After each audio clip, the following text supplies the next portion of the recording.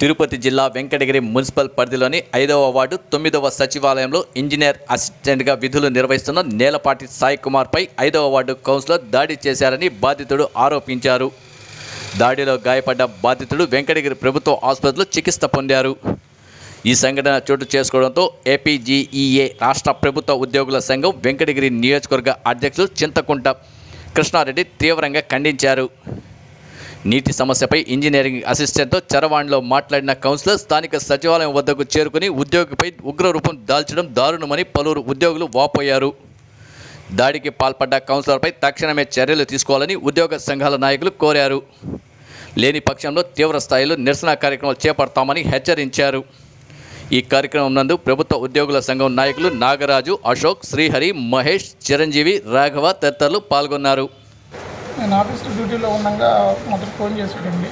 Phone చేసిన తర్వాత దుర్భాషలు ఆడాడు. ప్రతిగా దుర్భాషలు ఆడిన తర్వాత ఫోన్ పెట్టేసి వచ్చి నేరుగా ఆఫీస్ నేను అప్పుడే వేరే స్వామి వచ్చినాడు. ఫోన్ చేస్తే బయటకు వచ్చాను. బయటకు వచ్చిన తర్వాత కారు నేరుగా వచ్చి మీదకి వచ్చి మొహం మీదే రక్కేసినట్టు మొహం మీద పడి బూతులు తిట్టుకుంటా మీద గుద్దాడండి. తర్వాత అవమానకరంగా తిడతా నోటికి వచ్చినట్టు బూతులు తిట్టాడు. ఇంట్లో ఆడవాళ్ళనంతా తిడతా బూతులు తిట్టాడు. మళ్ళీ నువ్వు ఎట్లా బయటకు వెళ్తావో చూస్తాను, నువ్వు ఎట్లా ఉద్యోగం చేస్తావో చూస్తాను, నువ్వు తీసేస్తాను అన్నట్టు అవమానకరంగా ఇదిగా మాట్లాడాడు. దాడి చేయడానికి ప్రధాన కారణం ఏంటి? ప్రధాన కారణం ఏంటంటే అండి, దమరపాలెంలో వాటర్ రావట్లేదనే సంగతి అనేసి అన్నారండి. ఫోన్ చేసినప్పుడు ఈ సమస్య ఏందని అడిగితే, నువ్వు ఉద్యోగం చేస్తున్నావు, ఎక్కడ నువ్వు ఏంది అని అంటే, నేను ఆఫీస్లోనే ఉన్నాను, ఇక్కడే ఉన్నాను అని అన్నాను. నువ్వు అసలు ఏం చేస్తున్నావు అని అంటే, దమరపాలెంలో వాటర్ సమస్య అనేది నేను ఉద్యోగంలో చేరి 4 సంవత్సరాలు అవుతుందండి, 4-5 సంవత్సరాలు అవుతుంది. అంతకుముందు నుంచి ఉంది. మేము ట్యాంకర్లు పంపిస్తూనే ఉన్నాం మా సెక్షన్ సంబంధించి. ఈరోజు కూడా ట్యాంకర్ కూడా మా ఏఈ గారు పంపిస్తామని అన్నారు కూడా అండి. పంపిస్తామన్న తర్వాత కూడా అతను నాకు ఫోన్ చేసి ఉద్దేశపూర్వకంగా ఏదో మనసులో పెట్టుకుని దాడి చేసినట్టుగా అనిపిస్తుంది.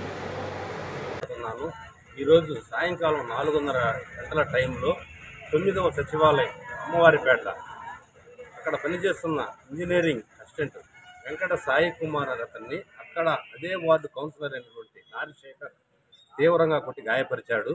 ఇది ప్రభుత్వ ఉద్యోగుల మీద జరిగిన చర్యగా మేము అభివర్ణిస్తున్నాము. ఇలాంటి చర్యలు జరగడం చాలా బాధాకరం. రాబోయే రోజుల్లో దీని మీద మేము ప్రత్యక్ష కార్యాచరణ ప్రకటించి తగిన చర్యలు తీసుకోవాలని చెప్పేసి స్థానిక ఎమ్మెల్యే గారికి, స్థానిక పోలీస్ అధికారుల గారికి, మీడియా ప్రతినిధులకి అందరికి కూడా మేము మా తరఫున నిర్ణయించుకుంటున్నాము. ఇలా ప్రభుత్వ ఉద్యోగులని మీద దాడి చేయటం రాజకీయ నాయకులకు అలవాటైపోయింది.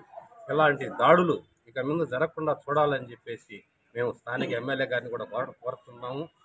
పత్రికాముఖంగా ఈ చర్యలు రాజకీయ నాయకులు, కౌన్సిలర్గా ఉన్న వ్యక్తులు అతని తప్పు చేసి ఉంటే ఇంజనీరింగ్ అసిస్టెంట్ కమిషనర్ ఉన్నాడు, పై అధికారులకి తెలియజేసి అతని మీద యాక్షన్ తీసుకోవాలి. అంతేగాని భౌతికంగా దాడులు చేయడం చాలా బాధాకరం.